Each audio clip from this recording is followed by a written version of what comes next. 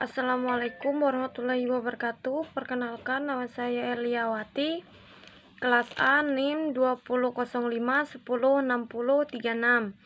Di sini saya akan menjelaskan tentang ilmu gizi atlet. Dalam pengaruh pola makanan dan gizi pada atlet, pengetahuan gizi khususnya untuk atlet mempunyai peranan penting dalam pemilihan makanan dan minuman yang tepat. Hal tersebut bertujuan untuk menunjang peningkatan ketahanan fisik dan diharapkan pada waktunya atlet dapat menunjang prestasinya yang terbaik. Suinar 2002, Penggali 2007 mengatakan bahwa asupan zat gizi yang masih jauh dari angka kecukupan gizi untuk orang dewasa dan atlet nasional. Gaya hidup yang tidak sehat seperti merokok, minum kopi, alkohol, dan frekuensi istirahat, serta beban latihan dapat mempengaruhi IMT dan prestasi lemak tubuh. Rata-rata IMT 20,93 kilo dan lemak tubuh 11,5%. Hasil penelitian ini sejalan dengan penelitian yang dilakukan oleh Kumaudi 1993 menyatakan bahwa atlet yaitu 100% 29 orang yang berstatus gizi normal.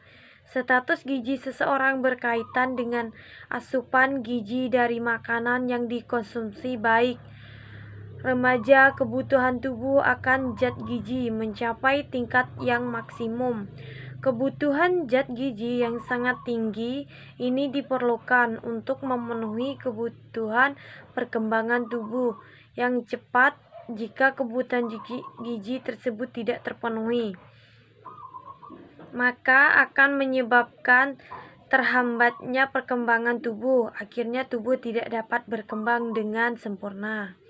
Asupan makanan berupa karbohidrat, protein, dan lemak mempengaruhi status dan kondisi fisik.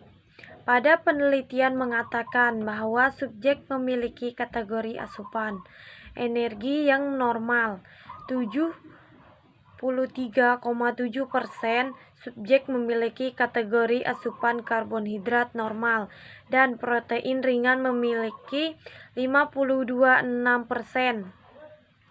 Sedangkan 63,2% subjek memiliki persen lemak tubuh normal. Pertiwi 2012. Zat gizi yang diperlukan oleh atlet. Karbohidrat. Karbohidrat merupakan sumber tenaga bagi atlet. Zat ini disimpan dalam bentuk glikogen di dalam otot. Otot biasanya dapat menyimpan glikogen selama 60-90 menit. Untuk olahraga dengan intensitas tinggi, karbonhidrat dicerna dalam tubuh kurang lebih 1-3 jam. Atlet harus mengonsumsi karbonhidrat 60-70% total energi.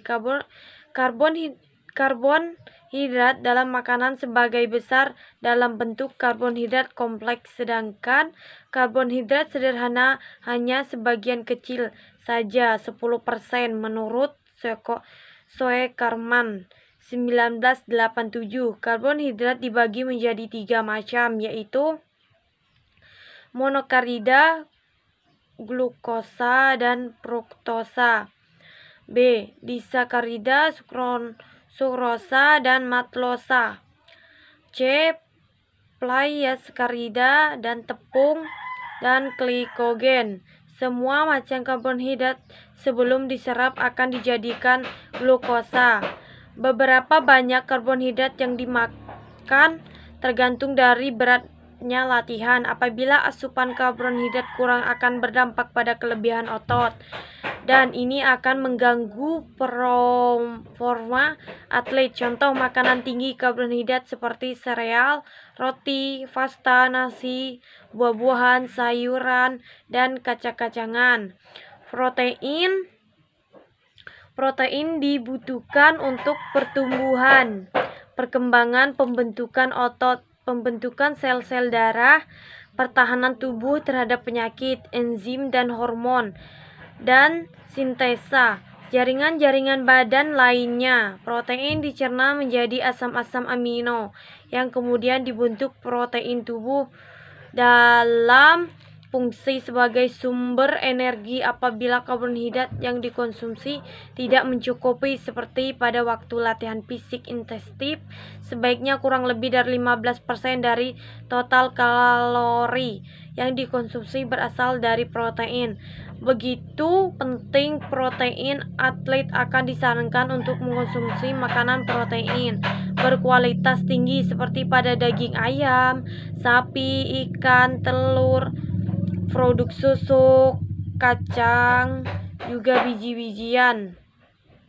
Lemak dibutuhkan sebagai sumber energi yang berjangka waktu lama, misalnya untuk olahraga, lari maraton. Pemilihan makanan berlemak tidak boleh sembarangan. Sebelum dan selama latihan tidak dianjurkan mengonsumsi makanan tinggi lemak. Hal ini dikarenakan lemak akan lama dicerna dalam memiliki waktu tinggal lama di dalam perut.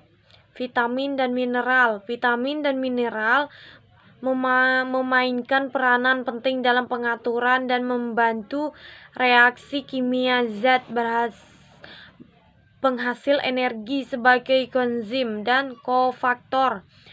Pada keadaan defisiensi satu atau lebih dapat mengganggu aktivitas latihan. Kebutuhan vitamin, terutama vitamin yang larut air, vitamin B dan C, meningkatkan sesuai dengan meningkatkan kebutuhan energi. Penelitian menunjukkan bahwa deplesi besi tingkat moderat dihubungkan dengan berkurang performance latihan. Tambahan beberapa vitamin dan mineral yang paling penting diperhatikan dalam kaitan dengan olahraga seperti vitamin A, B, C, D, E, dan K. Mineral seperti Ca, Fe, Na, K, P, Mg, Cu, Zn, Mn, J, Cr, Se, dan F. Air dan serat. Air dalam tubuh merupakan komponen terbesar di mana prosesinya mencapai 60-70% badan orang dewasa. Selama pertandingan yang memerlukan ketahanan seperti maraton atau jalan cepat harus diperhatikan pengisian cadangan zat air, keadaan hidrasi, gangguan keseimbangan air dan elektrolit, serta pengaturan suhu tubuh dapat menimbulkan kelebihan dan membahayakan kehilangan air. Melebihi 4-5% dari berat badan dapat mengganggu penampilan atlet. Dehidrasi berat secara potensial dapat menyebabkan temperatur tubuh mengarah ke heat stroke serta dapat berakibat fatal. Karena itu para atlet harus melakukan kegiatan endurance harus menyadari pentingnya minuman cairan selama latihan maupun sesudahnya, walaupun sebelum terasa haus, serta makanan penting untuk memelihara fungsi normal saluran cerna, serta makanan yang tinggi bisa didapat dari sayuran, buahan, grain, dan kacang-kacangan. Sekian video dari saya, kurang lebihnya mohon maaf. Wassalamualaikum warahmatullahi wabarakatuh.